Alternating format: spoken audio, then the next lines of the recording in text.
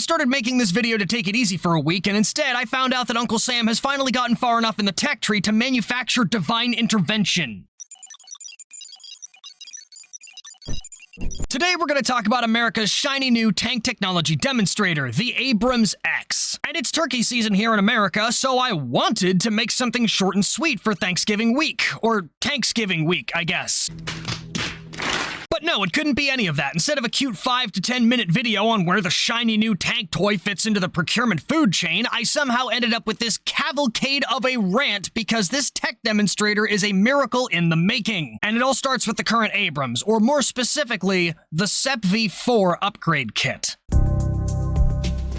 And to understand why that's important, we gotta real quick sum up the Abrams. I already did a whole video on it, so I'm not gonna do everything. I'm just gonna give you the bare minimum you need to know for context. Ready? Go. The Abrams tank is America's main battle tank that started being studied in the 60s, got meddled with by the Germans in the 70s, and finally came out in 1980. Since then, it has gone through numerous variants, from the M1 to the M1IP to the M1A1 to the M1A2, with between 5 to 10 other designations tacked on for upgrades that didn't produce whole new variants. Then, once production ended in 1996, Uncle Sam started issuing all of its Abrams modernization upgrade kits called System Enhancement Packages, or SEPs, of which there have been 3 to date: SEP V1, V2, and V3. And in 2014, General Dynamics Land Systems, which had bought out the original manufacturer Chrysler Defense, delivered the first prototypes for the latest kit, the SEP V4. This was supposed to give the Abrams a bunch of new internals, like a data link for advanced programmable rounds, upgraded sights with better thermal vision for the gunner and commander, a laser warning receiver to let you know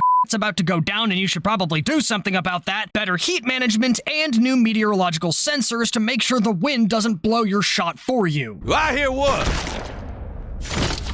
Must have just been the wind. But there's a problem with installing enough add-ons to look like a Skyrim mod pack on tracks, because much like the game itself, it will eventually reach a breaking point. And in the Abrams case, I mean that literally, because this is a beefy boy. In 2017, a 3-star general had to inform Congress that the tank was now so heavy that the recovery vehicle they had made just for the Abrams was no longer strong enough to move it. Let me slow that down a bit. The Abrams was so heavy that the only way they could move one of them, if it broke down, was to take another tank, the M60, tear off the turret, give it a crane, and use that to push it around. Then they had to upgrade the power output just for the Abrams, and now even that isn't enough. For reference, the M1A2 SEP V3 weighs in at 73.6 tons by default. Half of that is just armor, and when fully loaded, that weight goes up to 78 tons. If only someone on this team could handle all that beef. There are bridges that aren't rated to carry that much weight, and we haven't even started thinking about cargo planes. So for a logistics company that specializes in warfare like the United States, having your logistics not logistic is what most commanding officers like to call not a good time. Also, more weight means less speed and more gas guzzled to get to that less speed, which means you need more gas and more supplies to get you that gas, which, in a battlefield, creates a lot more of those perfect moments that your enemies are overjoyed to happen across. What do we have here? Or the enemy can just take some advice from Sun Tzu and blow up the supplies themselves, and suddenly, then you find yourself playing Russian Tank Simulator Ukraine Edition on hardcore mode. And so, in response, the Secretaries of the Army in 2019 and 2020 both requested that the Army Science Board, or ASB, conduct a study on what they can expect their tanks to be threatened by in 2040, and whether or not the Abrams could stay on top of it. And to be blunt, that answer was No.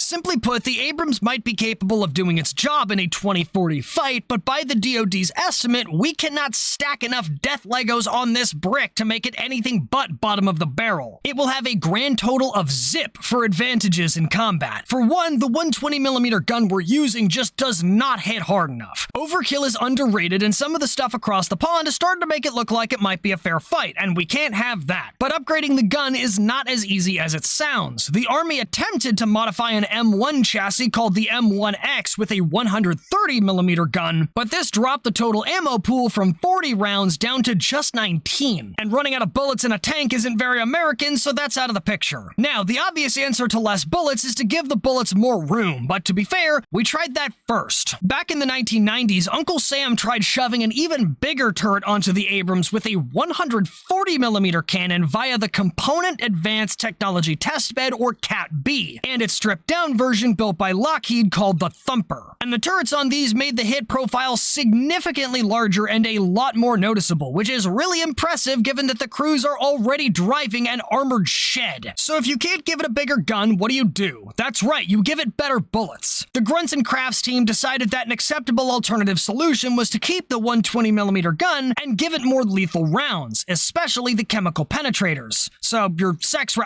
heat rounds. Same difference. Which is not a bad idea because America has apparently been using the same HMX plastic explosives recipe in its shape charges since the 1950s, and the recipe itself was invented in 1941. This stuff came out before Pearl Harbor and we're still using it. I mean, sure, good on it for being so effective that we didn't need to fix it sooner, but it's not like we haven't had better options come along during that time. And on the flip side, that being kinetic shells, there is only so much depleted uranium you can stick into a dart. So instead of using darts, the US has considered using hypersonic anti-tank missiles with no explosives, just straight raw shafting through you, the trees in front of you, and a few of the trees behind you for good measure. Let's see your Russian emotional support law get you out of the tank incarnation of parry this, you filthy casual. Which sounds like some ridiculous tech to develop, but here's the thing. America already made them. Around the same time that the Thumper and the CAT-B came out, America was also playing with something called the Compact Kinetic Energy Missile, or CCEM. They took 12 of them, stuck them on a turreted launcher, and called that the Line of Sight Anti-Tank, or LOSAT vehicle. The LOSAT was abandoned in 2004 for a number of reasons, but the technology does exist, and we could theoretically give it a comeback arc. But that's all theoretical stuff that the current Abrams doesn't have, and thus can't kick teeth in with. And if you're not kicking teeth in, you're probably losing tanks, which is pretty far from a grand old time for both the ground crews and the taxpayers. Because when you're a warfare logistics company run by a council of elders whose vision is based on dollar signs, the cost of sustaining a conflict with an Abrams is also going to be expensive to the point of there not being one. We're already how many trillions in national debt, and just looking at how quickly tanks are getting wrecked out in Ukraine would probably make Congress's head spin at the dollar total. And just keeping them in the fight is going to cost an arm and a leg, because a lot of people were more than happy to point out under my T90 video, which you can now find at the Captain's Archives at the link in the description, that the Russians weren't the only ones using a half-century-old chassis for their modern tank. And while I could make the counter that America has installed significantly more upgraded modernization packages and even factory reset the oldest models to keep them from crumbling, those comments aren't exactly out of line. That's not untrue. Things generally get harder to keep up and running as they get older because spare parts get harder to come by. And when you consider the rate at which the Abrams went through its spare parts storage in Desert Storm, then add the fuel consumption of the gas turbine engine, you end up topping the non-existent replacement cost with a cost per hour that is at minimum 4 times that of its counterparts. But by and away, the biggest issue that a lot of people are paying attention to isn't what the Abrams can do to the enemy. It's what the enemy can do to the Abrams. Because by 2040, tanks are going to be the least of the Abrams' worries.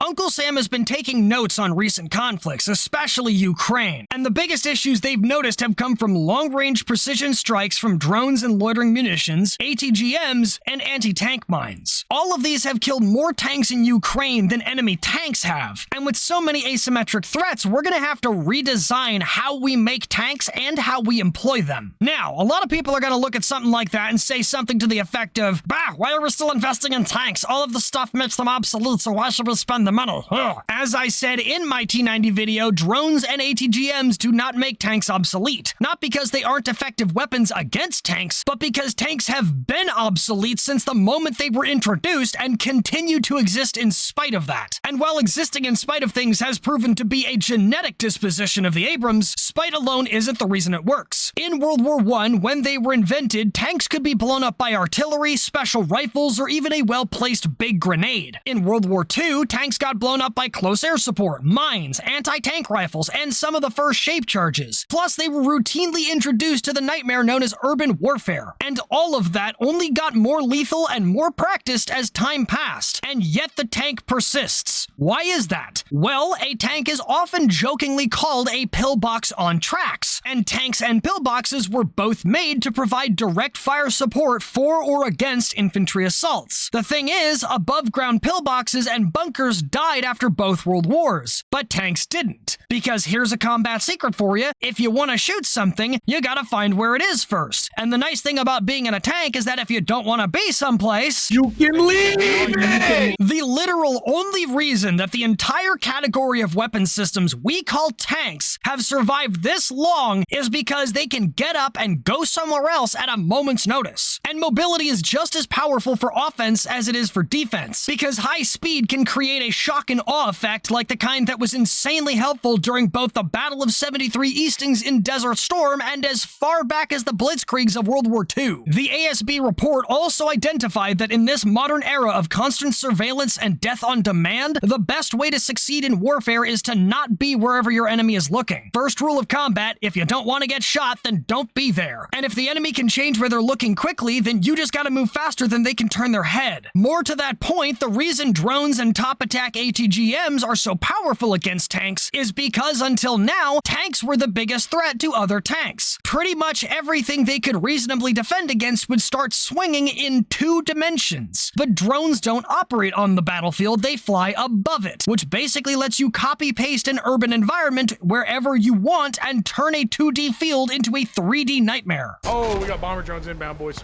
I'm not scared. Oh, no.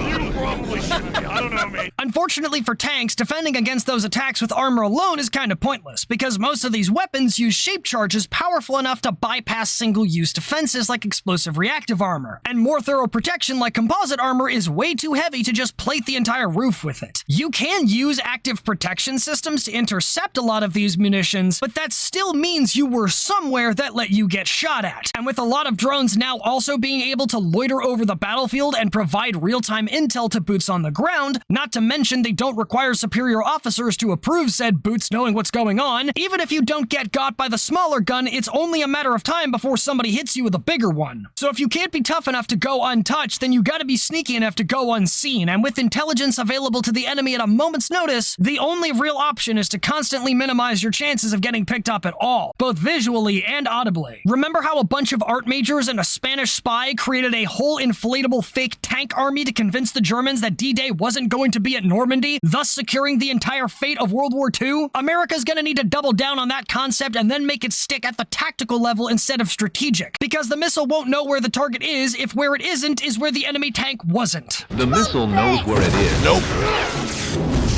These needs for future combat are reaching the point that creating a new 5th generation combat vehicle, or 5CGV, based on the Abrams design would cost about the same as continuing to upgrade the Abrams. If pursued, the 5CGV is expected to have a total program cost of roughly $3 to $4 billion and take roughly 18 years to complete, 8 for making a technology testbed and 10 more to field a full fleet of production units, which would be out in the early 2040s. That is a massive amount of time, which unfortunately for us makes a lot of sense when you realize you have to reshape your entire armor doctrine to meet the new age. And unfortunately for the SEP V4, while the prototype images were revealed in October 2022, when this report came out in August 2023, it became the last nail in the Abrams coffin. The intent to pursue the 5th gen alternative was announced on September 6, 2023, the same day the SEP V4 was cancelled. But we might not be waiting until the early 2030s to get our first look, because when the SEP V4's prototype images dropped,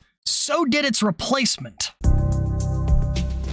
In October of 2022, the Association of the U.S. Army's annual conference was taking place in Washington, D.C., and General Dynamics had a special treat for the world, a technology demonstrator called the Abrams X. It weighs in at well over 10 tons lighter than the current Abrams, maxing out at only 60 tons, and one of the contributing features is the XM360 120mm main gun, which is both lighter than the previous gun and has a higher firing pressure, which in English means it is theoretically able to fire more powerful rifle rounds. The turret can be unmanned if the crew of 3 doesn't feel like making the fight personal, and it's claimed to be capable of commanding and coordinating unmanned vehicles, aerial and ground. It has armor enhancements for countering drones and can pull a Bravo 6 and go dark using its hybrid diesel-electric drive. Not only does this give it a 50% boost to its fuel economy, which is finally no longer worse than the gas turbine, but the battery storage for electric power lets it run its onboard systems and even move short distances with the diesel engine off, therefore not generating a massive heat signature to give you away on thermals. And to top it all off, there was even a miniature Skynet on board that could analyze and prioritize threats. And the funny thing is, the US is still looking at adding more power to this piece of mechanical mastery. They also want to integrate an active protection system. They're considering adding an autoloader, possibly based on the twin 18-round drums they tested on the Thumper. They might add those hypersonic penetrator missiles, and they're probably also considering other measures to reduce its radar signature. Because the only thing scarier than an Abrams is a stealth Abrams. But it is neither the capability nor the tank's potential that makes me say this thing is a miracle. The miracle is the sheer revolution that is the procurement strategy. The ASB report said it would take 8 years to make the technology demonstrator for the 5th-gen combat vehicle. Even if that estimate was taken the day they started the report and left unchanged, that would still place it at coming out, at the earliest, in 2027. And the Abrams X was revealed to the public in October 2022. And the ASB report makes it sound like it's already been tested with different guns. I don't know what kind of magic General Dynamics whipped up to make this thing, but if this is the technology demonstrator mentioned in the ASB report, then we are 5 years ahead of schedule, minimum. Emergency! Emergency!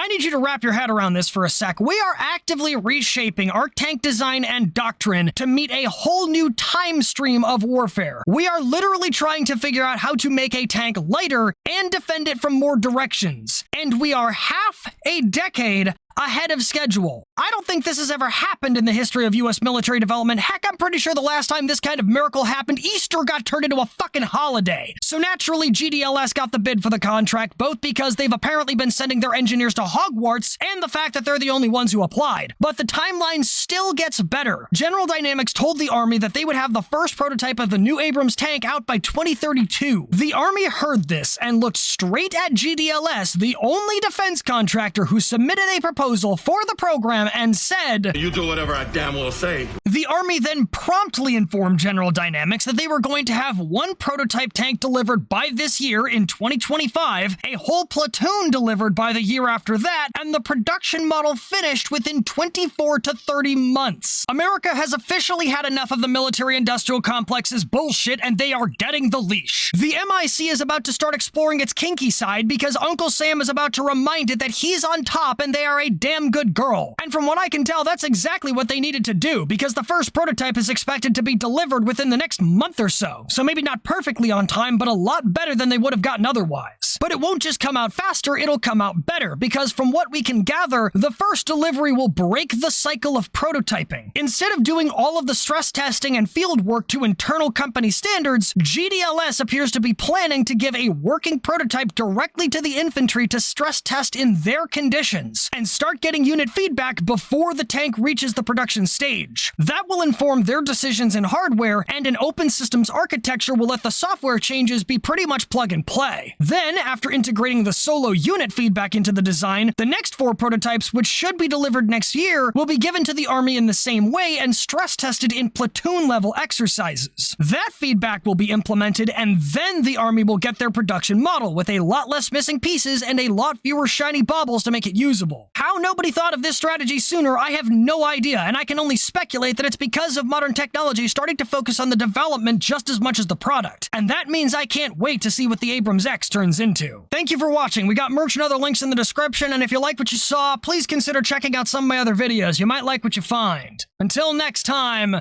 dismissed.